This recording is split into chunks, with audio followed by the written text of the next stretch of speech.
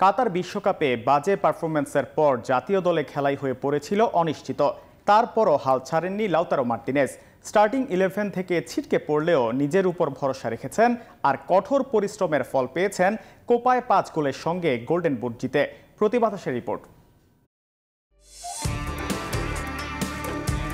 2022 সালে কাতার বিশ্বকাপে আর্জেন্টিনার মূল স্ট্রাইকার ছিলেন মার্টিনেজ। গোল করাই ছিল যার মূল কাজ। বিশ্বকাপের প্রথম ম্যাচে সৌদি আরবের বিপক্ষে সেই কাজে চূড়ান্ত ব্যর্থ হন লাউতারো। ম্যাচও হেরে বসে আর্জেন্টিনা। ওই যে কোচের আস্থা হারালেন তা আর ফিরে পাননি।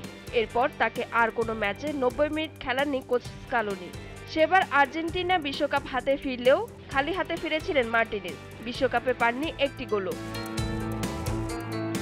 সেই মার্টিনেজই এবার কোপা আমেরিকায় এলেন ভিন্ন রূপে।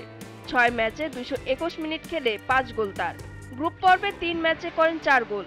কানাডা ও চিলির বিপক্ষে একটি করে ও পেরুর বিপক্ষে 2টি গোল করেন এই স্ট্রাইকার। কোয়ার্টার ফাইনাল আর সেমিফাইনালে গোল না পেলেও ফাইনালে হয়ে গেলেন জয়নায়ক। ম্যাচের 112 মিনিটে দুর্দান্ত ফিনিশিংয়ে শিরোপা জিতিয়ে দেন আর্জেন্টিনাকে। 2 বছর আগে একাদশে যার জায়গা হচ্ছিল না, এবার ফাইনালে অতিরিক্ত সময়ে বদলি হয়ে নেমে ট্রফি জয়ে সবচেয়ে বড় অবদান সেই মার্টিনেজের। পুরো টুর্নামেন্টে আর্জেন্টিনার 9 গোলের মধ্যে 5টি মার্টিনেজের। ইন্টার মিলানের হয়ে সেরিয়াতে গেল মৌসুমে সর্বোচ্চ গোলদাতা হয়েছিলেন। এবার কোপাতেও হলেন টুর্নামেন্টের সর্বোচ্চ গোল স্কোরার। গোল্ডেন বুট জয়ের পর এবার ব্যালন ডিওরের দৌড়েও কি এগিয়ে গেলেন লাউতারো মার্টিনেজ? প্রতিভা দাস, জিটিভি নিউজ।